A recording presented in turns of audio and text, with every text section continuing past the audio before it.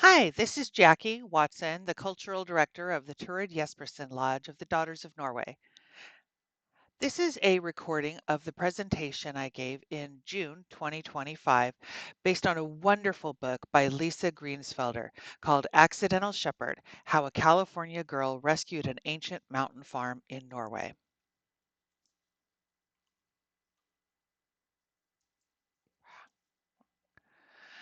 The book, published this year, uh, is about the experience that Lisa had in 1972 to 73 when she was 20 years old.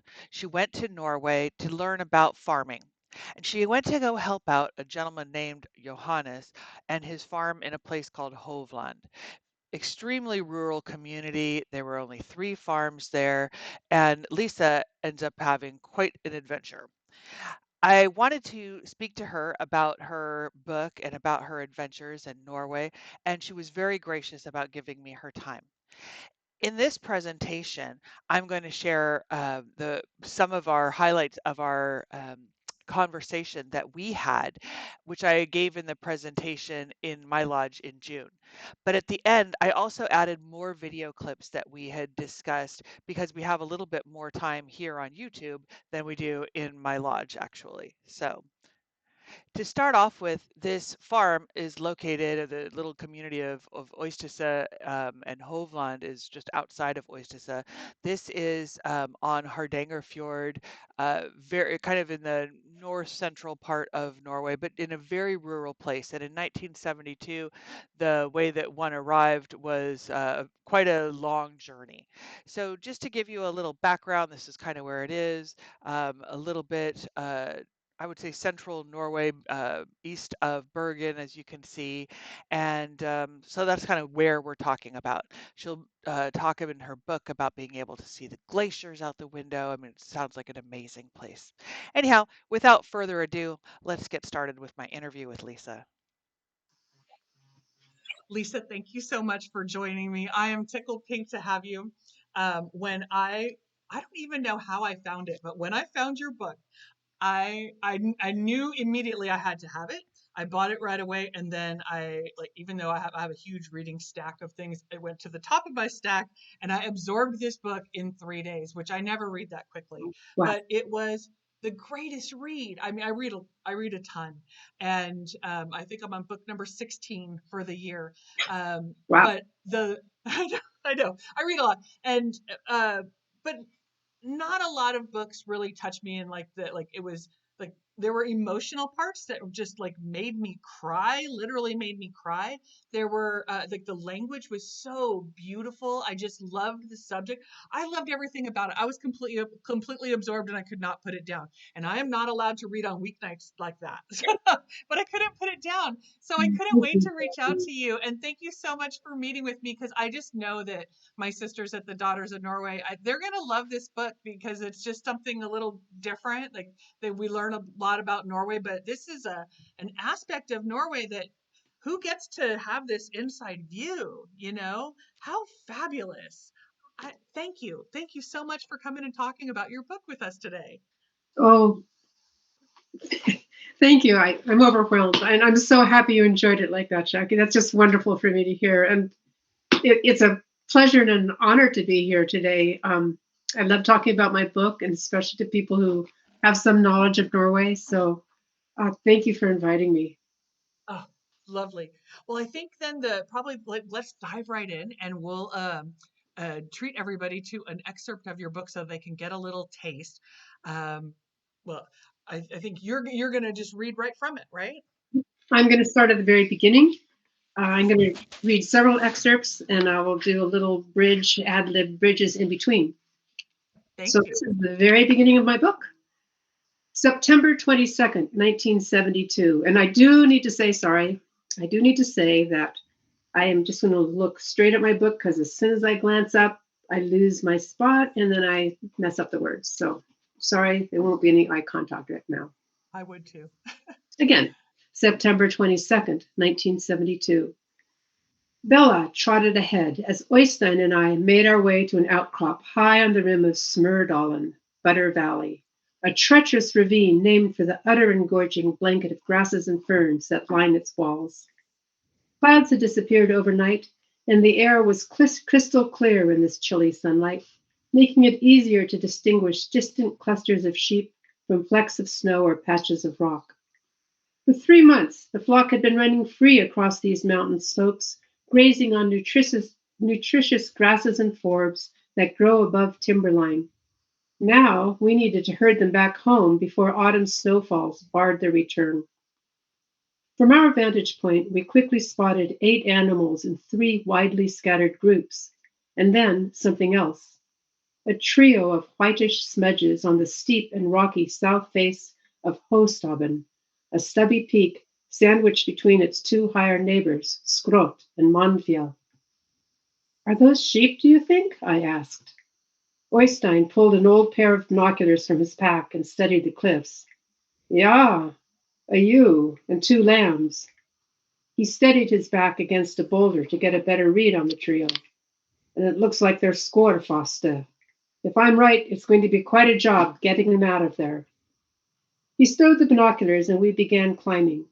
Before long, our feet were leaving tracks in pockets of snow that had fallen overnight, keen reminders of why it was crucial to bring the sheep home without delay. Skårfaste. Not so long ago, I would have had a good laugh on learning that people of a mountainous country 5,000 miles from my home had invented a word for stuck on a mountain ledge. If I'd been told that I would soon be scrabbling up a boulder strewn peak in that very country to rescue animals in just such a predicament, I'd have shaken my head in disbelief. For I knew almost nothing about Norway and I'd never touched a sheep in my life. Yet here I was, a town girl from sunny California, in the company of a Norwegian herding dog and a 50-year-old man whose name translates to Island Rock, setting out on a precarious mission after a September snowfall. And what for? Because I was the sole guardian of these 3 sheep, along with nearly 100 others that were still ranging over these wild tracts. During the long winter ahead, the well-being of this flock would rest entirely in my hands. What I couldn't yet know was that this bond would be mutual. The sheep's lives would depend on me, while I would rely on them for solace and comfort during those dark months when I would find myself Skårfast in ways I could not have imagined when I'd first set foot in Norway just 4 months earlier. So that was introduction, and it moves right into chapter 1, the best laid plans. Thursday, May 18th, 1972.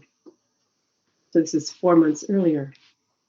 No one was waiting for me. No Johannes, no horse, no wagon.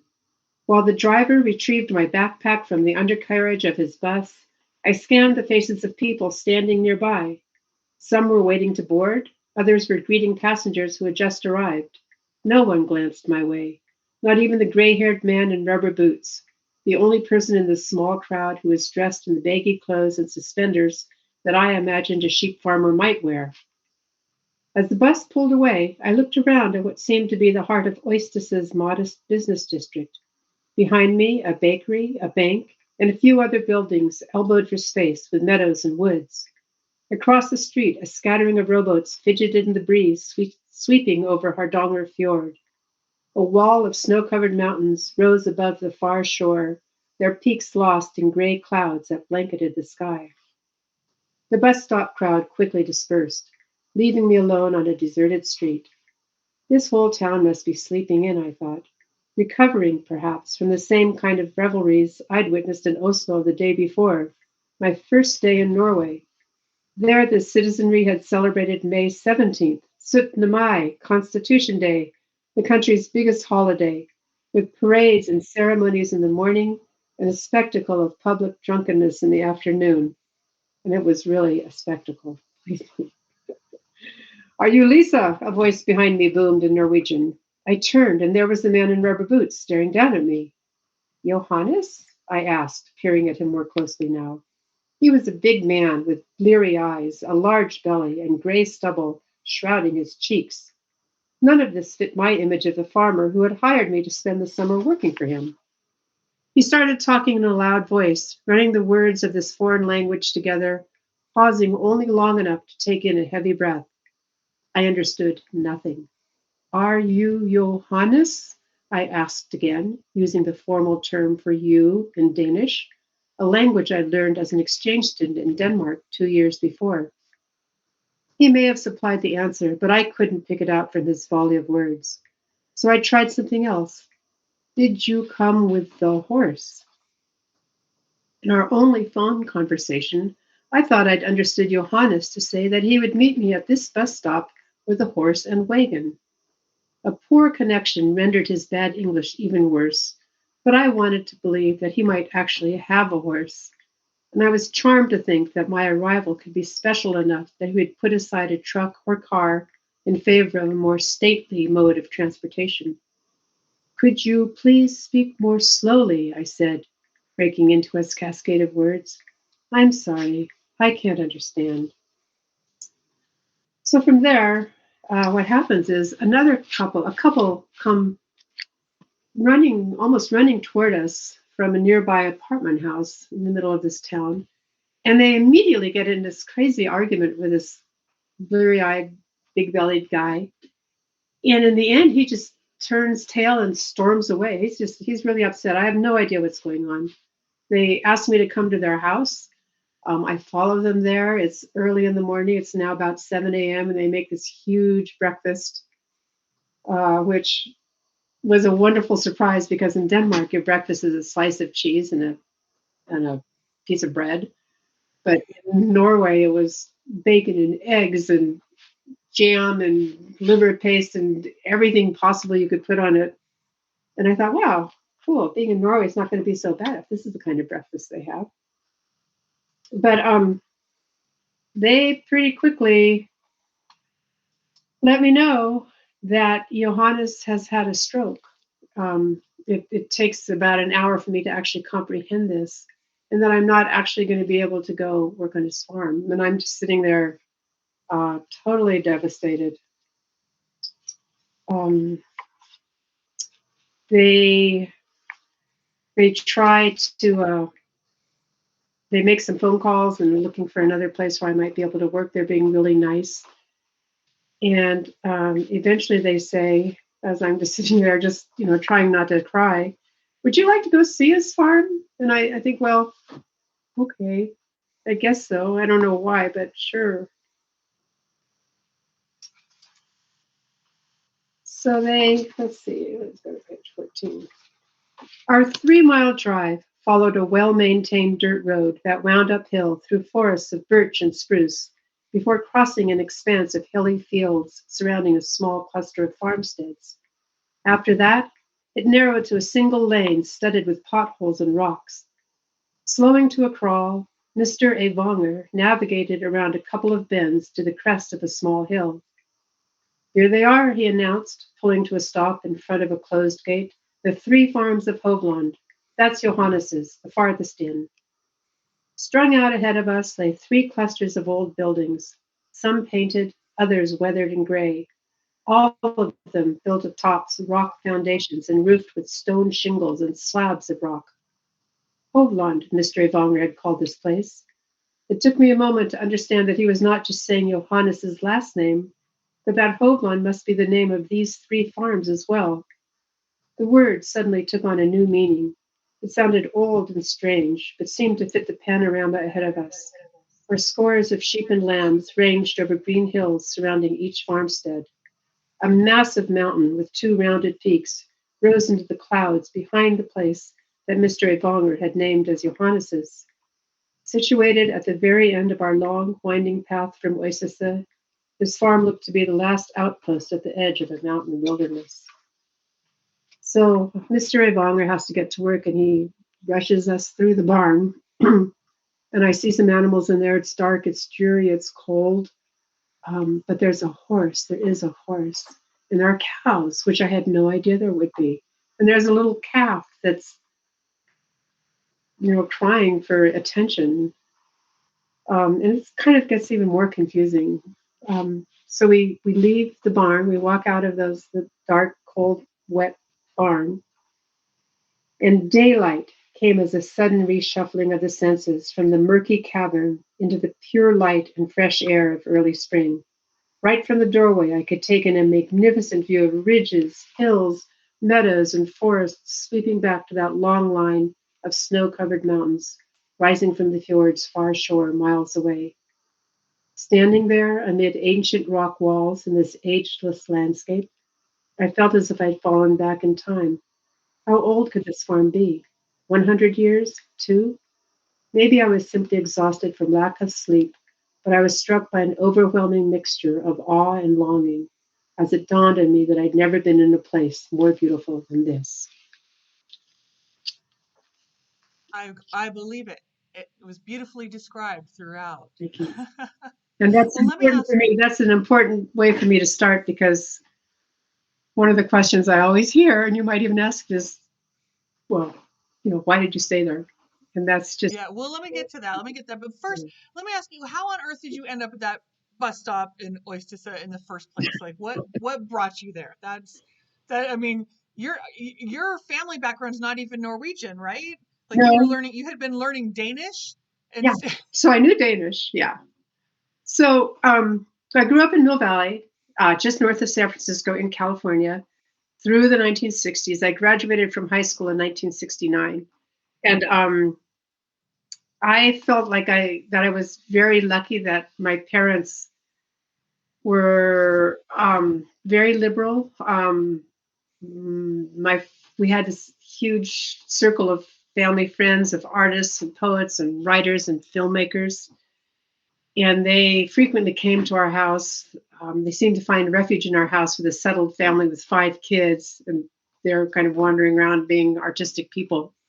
But our father would sometimes join us in protest marches against the Vietnam War in the streets of Berkeley, where we had a lot of friends whose parents, wouldn't let them come home after they'd done a protest march.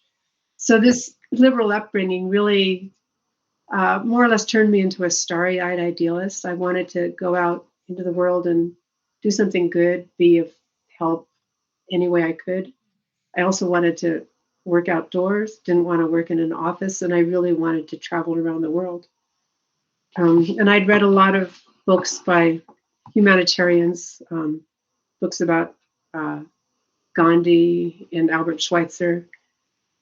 So I landed on the ideal job for me would be a farm advisor for example, the United Nations, working in developing countries around the world. And to that end, in my senior year of high school, I applied to an exchange program, AFS, and I was hoping to be sent abroad. I actually requested to be sent to Thailand, Peru, or Chile, hoping I could get some taste of a country that was not as well off as mine. sure. But they ended up sending me to Denmark, which was like one of the most well off countries in the world. At that time, it was like twice as well off as Norway, which was kind of almost a developing country in some regards. Yeah. Um, and that was kind of a hard year for me, but I did learn during my 13 months there. I learned fluent Danish. So I came back. I went to school for 8 year at University of California, Santa Cruz, and dropped out because I just didn't feel that I was learning anything about farming, and I really wanted to learn from the ground up. So for months before the internet, before instant communications, I looked around for an opportunity of someplace to farm until eventually I found what was like the perfect program, a Norwegian organization that was soliciting people from foreign countries to come and live and work as a member of a farm family for 4 weeks to 12 weeks in the summer. And they were specifically looking for people between the ages of 18 and 30.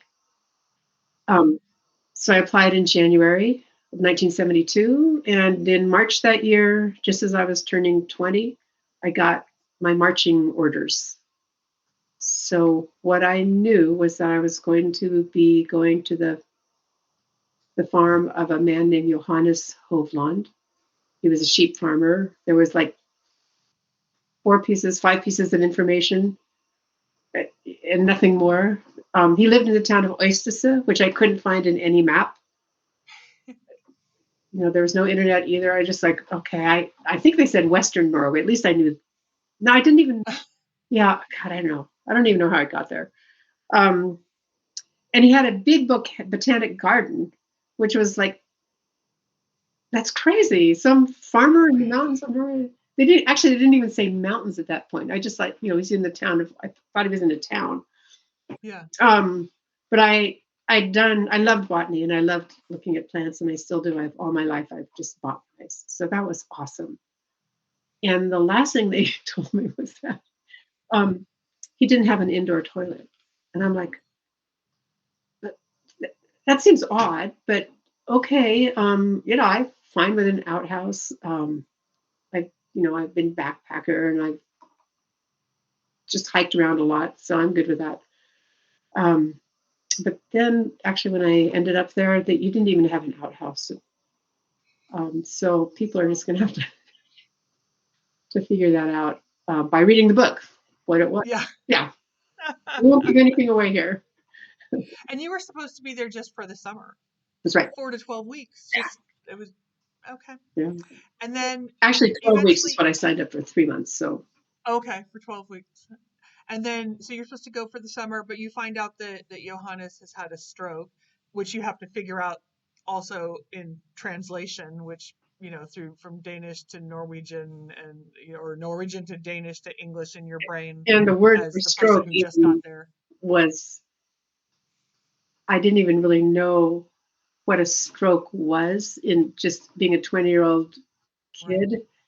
But I finally understood as I explained in the book that I finally heard the word brain and the word slog that these people, the Avongers, were trying to communicate. And I'm going, brain, blow to the brain. So something happened to his brain that wasn't good. Yeah. Yeah. And eventually you end up meeting him in the hospital and you agree to, it's okay, you'll kind of cover for him. Yeah, that night, um, the Avongers invited me to spend the night at their house. I was almost out of money. I mean, I didn't have much to start with, and I traveled and ended up there after a long, cheap travel through Europe and the United States. Um, and I spent the night, and during that time, Mr. Donger went up to the hospital, visited Johannes 2 hours away, and he asked me to come up and talk with him. And he then asked me to, from there, he asked me to caretake his farm. He said, there's really no work to do. That the animals, the sheep, there were sheep out in the fields that we saw. There were a couple sheep in the barn that we saw. So the animals are all outside. I thought that's strange because our cows in the barn. And they take care of themselves. So all you really need to do is a little bit of weeding in the garden. And he started crying. He told me if I don't do this, this farm would be destroyed. He would have to send his animals to the slaughterhouse. And so it's the most beautiful place in the world I'd ever been. And here's a man who was just talking from his heart. And I said, yes, of course, I'll do it. Yay. So then you get dropped off at the farm that evening, The and next what evening. happened? Actually, the Or the next evening? next morning. Okay. And what happened? Okay, so Easy as you thought it was going to be. All the animals are out; they'll take care of oh yeah, themselves. right. So okay, so I learned there's 115 sheep. The 3 sheep that are in the barn are pregnant, and I have to go and look at them every 3 hours to make sure they're not going into labor. The baby calf needs to be fed. One of the 2 cows is actually a cow who has an udder, and that udder is filled with milk, and it has to be milked by hand twice a day. And the horse in the barn, they all need to be fed. The reason the cows and the horse and the calf, and there's also a ram in the barn, they all have to be fed, and the manure has to be shoveled, and the garden, this huge garden, has to have a lot of weeds pulled. So I immediately understand there is a ton of work to do. And beyond that, there's a couple more things I understand in the next week or so. Um, I do get help the first night in the first week to 2 weeks milking. A neighbor comes over and teaches me how to milk by hand. And I learned that when you milk, it's very dangerous. You might get your knee smashed by a upset cow if you're not really nice and gentle. And Or your head, they kick. right. Yeah. Yeah. But the other things I learned two more things pretty quickly. Is one was that there was not a single working tool on the farm in good shape, and all the nails were bent. Um, that even the hammer, kind of the handle was, get splinters into your hand when you used it. Um, and I also pretty quickly learned that Johannes had alienated all of his neighbors, and he was not really a very nice person, and that leads to a lot of different difficulties throughout the year. Yeah. That's, I mean, in a community that, you know, and when you're in a situation where you need help, you were kind of starting out behind the eight ball there with it's a good thing that all the neighbors end up. Well, how tell me a little about the neighbors. Well, the neighbors are wonderful. They had lived together. They'd lived. Johannes and the two neighbors on the two neighboring Hovland farms had lived there all their lives. There were 32 or 33 kids in their generation. They were all kind of the same generation. And Johannes was the oldest of all of them. And yet he had seriously, I had to like remove parts of the book where I talked about the things that he had said about the neighbors or done to the neighbors or the way he treated the neighbors. He'd alienated all of them except this bleary-eyed guy who had met me at the bus stop, who also turned out to be not the nicest guy in the world. Um, uh, and they felt an allegiance to the farm, not to Johannes, but to the animals. They didn't want that farm to go under, and we immediately became friends and really fast, wonderful friends. And they were older. On the nearest farm, there was Torkel and Inger. Torkel was um, just a little younger than Johannes. He was maybe 58. And Inger was a little younger than that. And on the next farm over, there were three unmarried siblings, Solveig, Torjer, and Ulf. And they were all in their mid to late 50s as well. And they helped me through the year. I couldn't have made it without them. And a lot of other farmers from farther away farms. Which that's amazing. One of the things that you talk about, or and even like the subtitle on the book, where the title is, if I haven't said it, is "Accidental Shepherd," and the subtitle it's "How a California Girl Rescued an Ancient Mountain Farm in Norway." How ancient was it? Well, it was very ancient, Jackie. And it was more than like 100 or 200 It was years more old than maybe, 100 or wasn't it? 200 years. Yeah. Uh, I think it could have. I think people could have been farming there as long as 3,000 years ago. Maybe toward the end, I'll read a little excerpt um, about what I discovered while I was there about the age of the farm, and it was there well before the Viking era, Yeah. um, and And it seems that if that was there, then there probably had to be farms to support people who would live there, right? I mean, oh it's yes, yeah, and there they would have. definitely,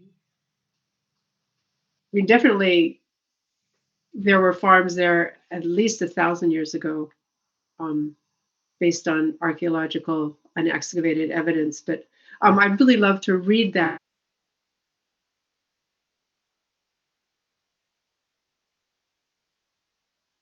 here Okay. because it's one of my favorite chapters, and I think it really draws people into the place. I just think it's so neat. I mean, like that's one of the things that people, I guess even people who are unfamiliar with anything else about Norway, man, they know about Vikings. They Yeah. know about what was going on 1,000 years ago, and that's the time period. My goodness, you're talking about farms that were around the same time as Vikings were, or about And even thereabout, maybe a couple. before the Vikings, for sure. I mean, that's so cool. Well, let me get back to the farm. You had a absolutely tremendous amount of work at the farm. You had months that you had to, for months, milk a cow by hand twice a day, every day. There's no taking a break from that. I don't. That I guess neighbors would have filled in for you before you got there to do. There was Yeah. so much. All this time you could. I mean, it was just the chores and as you're describing it, I kept thinking like you're like almost slave labor there. But really, you were free to leave at any time. Why did you stay? Well, that is one reason why I chose those beginning excerpts, because to begin with, it was the most beautiful, intriguing place. Just the landscape was extraordinary.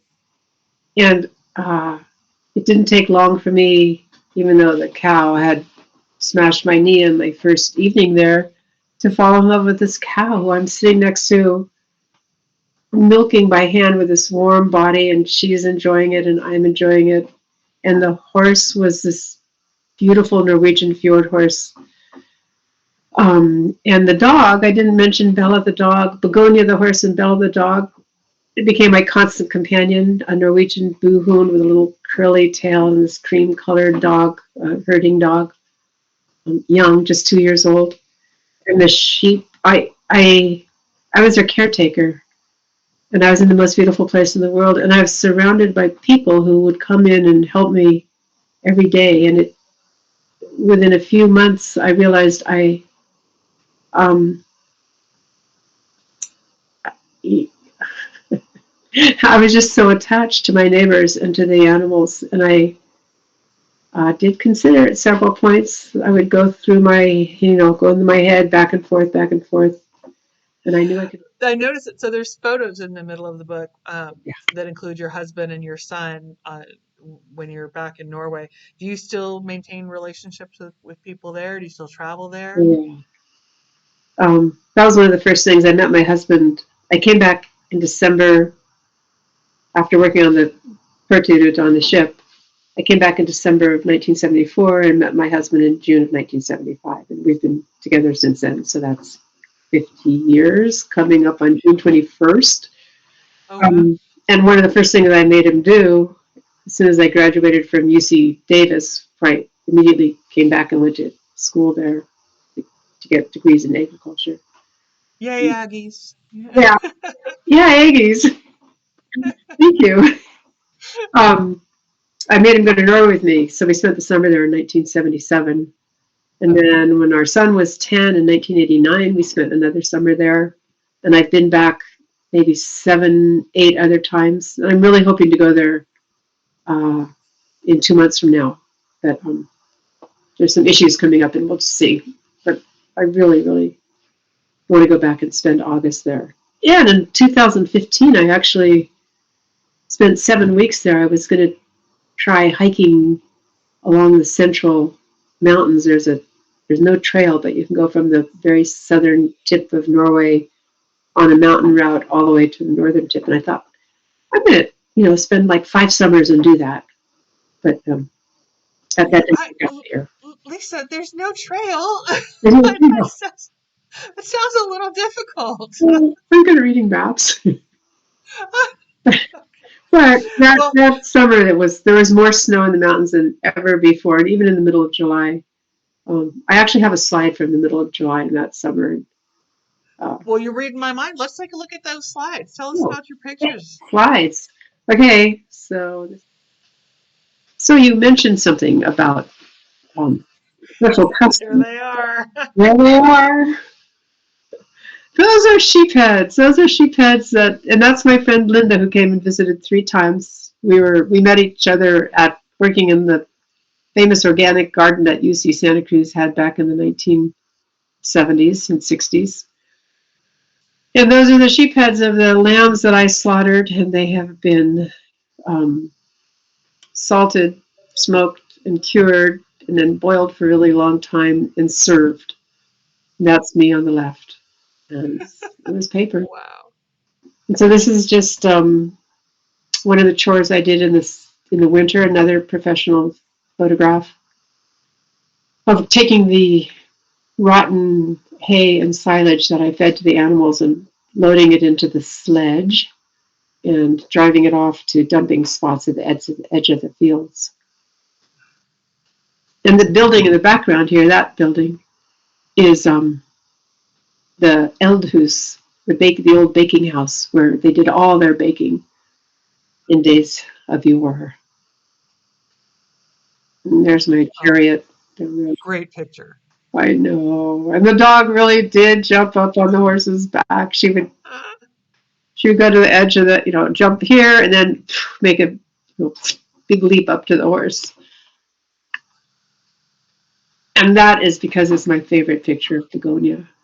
It's just so beautiful and so smart, so willing and so naughty at times. But maybe all horses are. And that's kind of the falling apart inside of the barn. Everything was falling apart except the organic or the botanical garden. And of course, I had to shovel a lot of snow to get between the barn and the house all winter long. Oh, And that's so finally at Easter, I really did get to ski. There was about a 2 week window where there was only morning and evening chores in the barn and uh-huh. not much else that I could do. And I went skiing with Linda almost every day. And this is higher up in the mountains. Finally, there was a lot of snow up there. And they have they position all these little benches around that people love to sit on when they go up there at Easter. Okay. Except that this is not really a bench. That's the top of a cabin, and that's how much snow there was.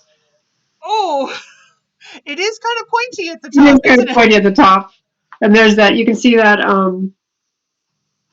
the chimney right there. But this is Oh, why people like to go skiing in Norway because there's no trees and there's lots of yeah. snow. Wow. And this was my second Syttende Mai, May 17th in Norway, and those are my neighbors that I'm with. And so I was a different person then than when I first arrived. And that is one of the covers of a magazine. And this is chapter 19, A Temple for the Gods. I was walking home from the mailboxes one evening when a question popped into my mind. If anyone knew the answer, it would be Torkel. So I took a side trip to his barn, where I found him cleaning up. What does the word hove mean? I wanted to know. Remember, everyone, I'm at the farm Hovland. That's easier to answer than most of your questions, Lisa, he said with a smile.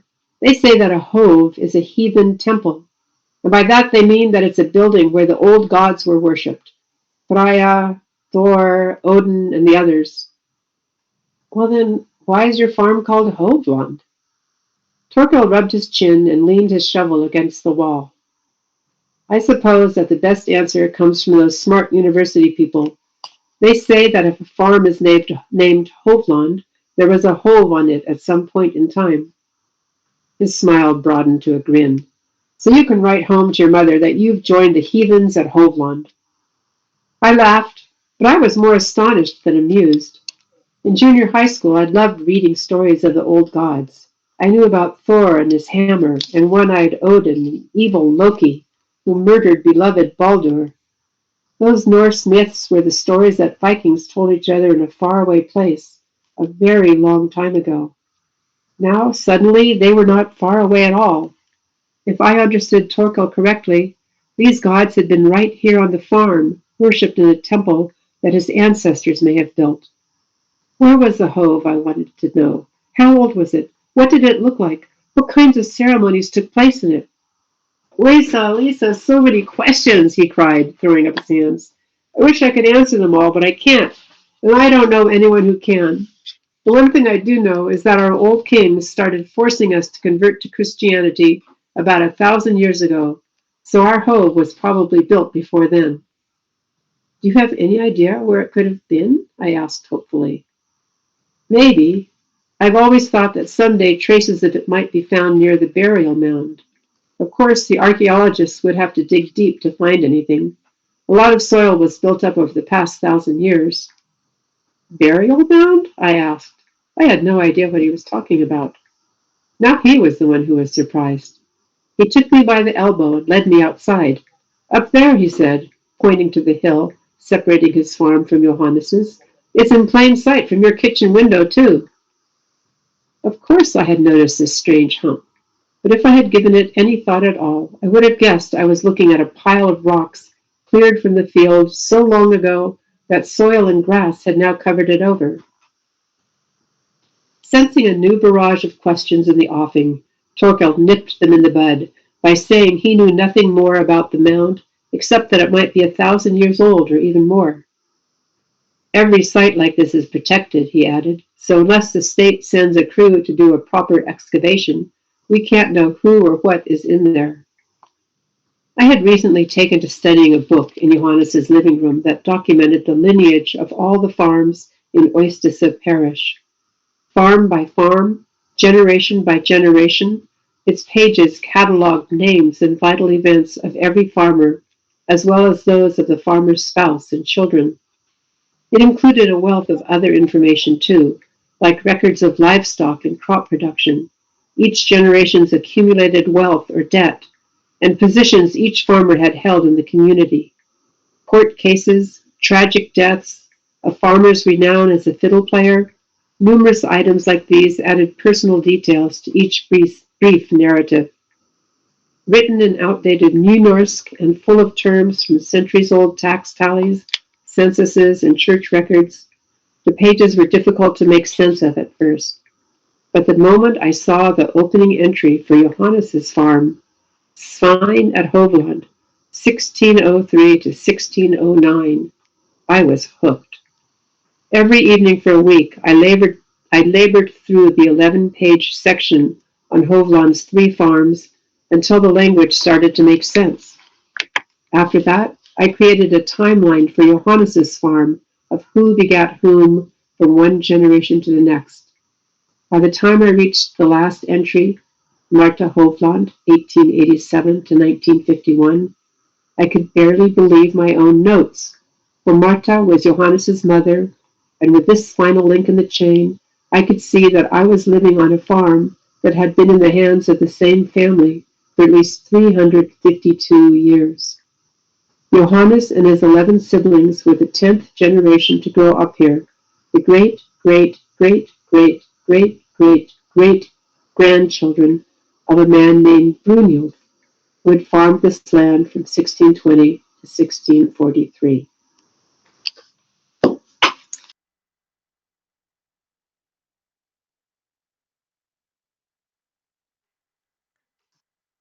Oops, sorry. So that was the presentation that I gave in my meeting in this past month in June. But, and I wanted to make sure that I mentioned that Lisa said if you wanted to find a copy of the book, which I surely hope that you do, it's a wonderful read. You can find that at your local independent bookstore or on bookshop.org or, of course, on Amazon. Um, in addition to what I had time for in our meeting, I've added here on the next slide some additional video clips that I didn't have time for in my Daughters in Norway meeting. And they're edited and they're a little bit, in clips, but I thought they were also interesting. So I hope that you'll enjoy these as well. And then after when that ends, that's the end of my presentation. So thank you so much for watching and I hope you enjoyed it and I hope you'll buy the book Accidental Shepherd by Liese Greensfelder. Thanks so much. Here we go. Yeah, yeah. I when you mentioned in your book that this is a place where like a centuries old sustainable grass based farming was still practiced, which I think is funny because that's what like you that is so shishi in all of the health food stores now is like grass based, Grass-based. grass fed beef and that kind of thing. Can you tell me a little bit about what you mean by that, Yeah. and do you know about if is this still the norm in Norway, or was it the norm at the time? Is it now? Can you tell me about that? Um, well, starting off, was it the norm in Norway then? I thought it was the norm. There were very few. Uh, well, there was nothing mechanical on the farm at all. Everything was done by hand, except just before the hay harvest, which took 2 solid summer months to do. just before the hay harvest, um, the cutting machine appeared. It was like a big old rototiller that you has a 4 to 5 foot long cutting bar, and it's self propelled, and yeah. Did I learn how to drive it? I have to read the book, but it was how you cut the grass, but then you had to rake all the grass down to these structures called hesje, where you drape the grass over the structure, over the wires. I'm going to have a little slideshow in the end, and I have a photo of what they look like. Um, and the animals, all through the 6 winter months, the animals ate that grass. And then, as soon in the spring, as the grass was tall enough for them to go out of the barn and sustain themselves on the grass, they ate the new fresh grass. But then, as soon as the grass got long enough in the mountains above us, we had to take them off of the farm and into the mountains, where then they were sustained for about 4, sometimes as many as 5 months in the summer up in the mountains grazing. And so there were very little external inputs. I did have kraft for, which means strength feed, which was, it's a mixture of oats and other things that I doled out. Now in Norway, they still use the grass the same way. Sheep are still sent to the mountains in summer or in the forest if you're in the forested eastern part of Norway. In the western part, you have the mountains above your farms. It's the mountainous part. Um, but they use a lot more of the kraft for the supplemental feed. They use a lot more nitrogen rather than on Johannes' farm and the nearest 2 farms. It was only the manure that was another one of the big chores, spreading the manure, getting it out in the field and spreading it. That was the main way that you fertilize, the only way on Johannes' farm that you fertilize the fields. Yeah. But everybody now uses, well, not the organic farms, but most farmers in Norway now use a lot of outside inputs. But Yeah. it's still grass based. And they still cut the grass and lay them over the big No, structure thingies? no, they stopped No, doing they that. don't do that No. themselves kind of thing, or Well, let's see, I'm trying to remember which time. I've been back so many times to Norway, but this one time I went back, it was probably in 2000. And the person who had taken over the farm from Johannes, his nephew, uh, he could do in one day what it took me 2 months to do. He had a tractor and this thing called a forage harvester and a wagon. And the forage harvester is this machine that cuts the grass, mixes acid and acidic mixture into it, chops it all up, and spits it into the cart. And the cart's behind the tractor. The uh-huh. machine is rolling along beside the tractor. And then the cart just dumps it into a silo, and then it's ensiled grass. Oh, okay. And he didn't make any hay at all. And it would take him one day to do what it took me 2 months to do. Now they don't even put it into silos. They make, like we see all through California and the Midwest and farming areas, they make rolled up, ensiled bales that have plastic wrapping around them.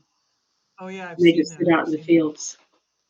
I felt like from reading your book, I felt like machines would be really hard to get into these like really very mountainous, Yeah, very steep, narrow paths. Like how do you even? But they that is did. a really good question. That the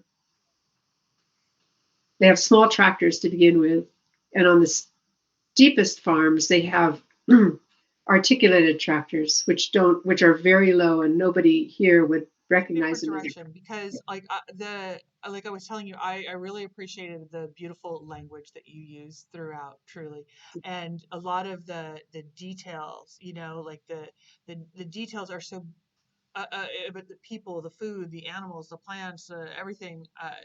But it was 1972. How did you muster and record all of these details and keep them so? I kept thinking that, like, how do you remember that? How did you do that? That must have been a incredible challenge,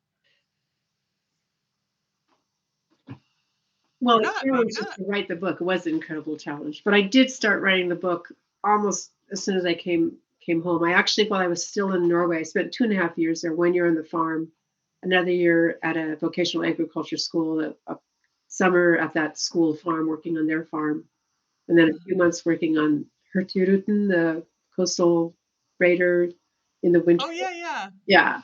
But and during that last half year, I actually took these long and detailed letters that I had written home to my mom, who would have, and my family, as my mom would have freaked out if she didn't get a letter every week. And I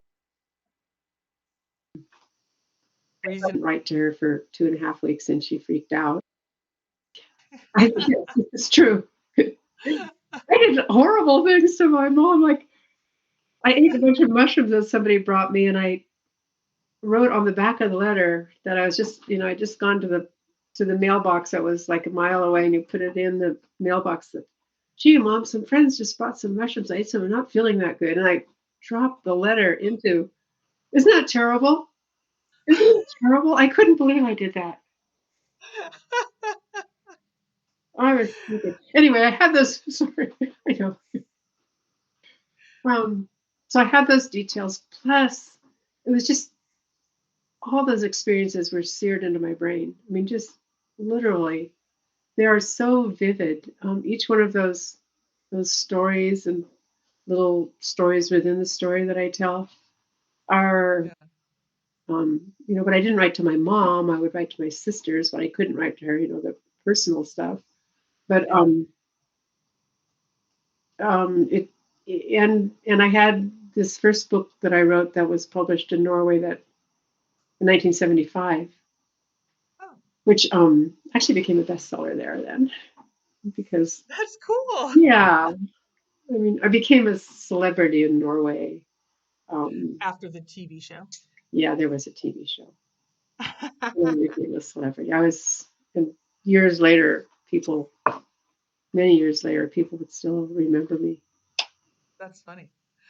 Well, I have to say, I really loved how, like, especially at 20 years old, you really tried to embrace like every detail of culture that you were exposed to, which was, um, a lot from the very beautiful to the somewhat horrific, actually.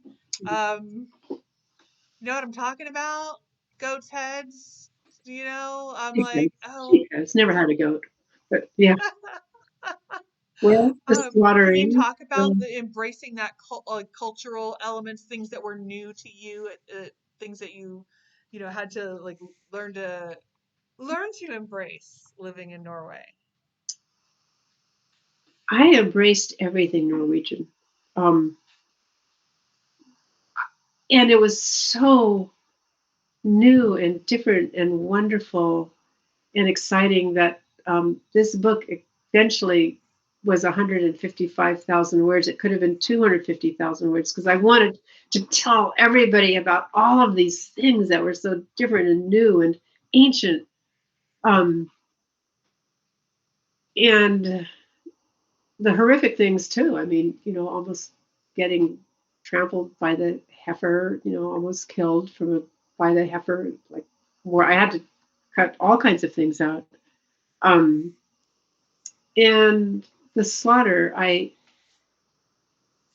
wasn't the slaughter in the fall in September was really hard, but I felt that I was the farmer, right? I'm the farmer. I have to do Yeah. this. And I probably wouldn't have done it except that it turned out that the real farmer, who was horrible, who was supposed to do all these different arrangements for the slaughter, never did. So I had to be the assistant. And I also feel that it's really important for people to know what that is and what it was. So that is a book. If you're uh, some people say, maybe they shouldn't read that chapter, um, Blood and Wool chapter, but There it is. Pretty It's graphic. hard, but it's real. And I think too that you took on a job that I think a lot of people seem, even in Norway, seem to think was maybe not appropriate for a woman. They just seemed like they were discouraging you, and you did every single chore that even every male farmer was going to do, and worked. Man, you worked. Yeah, You I did. know, I did. it was very impressive. Um, one of the things also that stood out to me and kind of connected to that about like the culture idea is that even when people think about Norway, we tend to think maybe about Bergen or Oslo or and this is different up where you were. Can you tell me a little bit about that being a little? This is not your standard Norway. Yeah. Well, I didn't know what the standard Norway was when I was there. I did visit Bergen a few times, and I realized it was not in standard Norway. But back then, transportation was really difficult. Now the Norwegians have blasted tunnels through all of their different mountains, and then it took 3 hours to drive to Bergen from the farm. Now it's an hour. Um, Wow. what I what I did learn is that every place along the fjord had its own dialect, including the dialect in the county, uh, excuse me, the municipality that I lived in. It's called a kommuna, but it's a municipality, which was called Kvalmmal. That was the language called there. And one reason that these dialects were so different from place to place is because there had been no roads. And even when I was there, the one road along the edge of Hardangerfjord takes a long time to traverse. It's been widened a little bit, so there's not a whole lot of single lanes. But the only way people could communicate until maybe 1950 when they built that road was to take a boat from one place to another. Every place, and so people had their own little communities and had all their dialects. Um, have I I? like that you left a glossary at the end of a bunch of Norwegian words, Yeah. and I was wondering, do you have maybe some favorites or sayings that you still kind of use or hold on to? Your brain likes to pickle over, or Well, yeah, I do actually have some favorite ones because they were so specific to Kwamamau. So okay, the Norwegian word for cow is ku, and the okay, plural is kur, kur or kur. But in my dialect, it was ku and chur. You didn't say ku, you said chur, which is the plural. You say that singular, a chur, and lots of chur. And the reason I love that is because a lot of Iceland was settled by people from Western Norway, and particularly from Hardanger and Sognafjord. And that's what they use too. So that's an Icelandic word as well as the dialectical word. But one of the big meals that is eaten on Christmas Eve is called pinnekjøtt. So pinne means a stick and chut means meat. And it's a specially prepared, uh, I don't know, what's a rib cage of a sheep called? There's some the sheep ribs that okay. that uh, the way the final step in preparing them is you go out and you get birch sticks, little birch Oh, sticks and twigs, and put them in the bottom of. They create your steamer. You put them in the bottom of a big pan and put your salted, cured, smoked lamb ribs on top of that, and then you steam them for a few hours. And so oh, that's stick meat. That's stick meat. stick meat. And I also like, and I don't have this in the glossary, but I love the word. Of course, I started with Skårfast, score Yeah, meaning mountain ledge, and fast meaning stuck. And people use it in everyday speech. Oh, she was Skårfast. She just didn't know what to do. She had no idea what it was. She was stuck. Um, and that really just came in from because of the mountains, and people get stuck in the mountains, and sheep get stuck in the mountains. But yeah. in my dialect, Kwamamau, the O sound, the A with a circle over it, which is a kind of an O sound, is an ow. So the word Påske, which means Easter, in my dialect is pronounced Pausha. And nobody outside of there knows what you're talking about if you say Pausha. Yeah, So instead of Påske, or the word that's for pretty different. yesterday, Igor, is Yaur, just like Yaur. Nobody knows what you're talking about. And I just love all those words.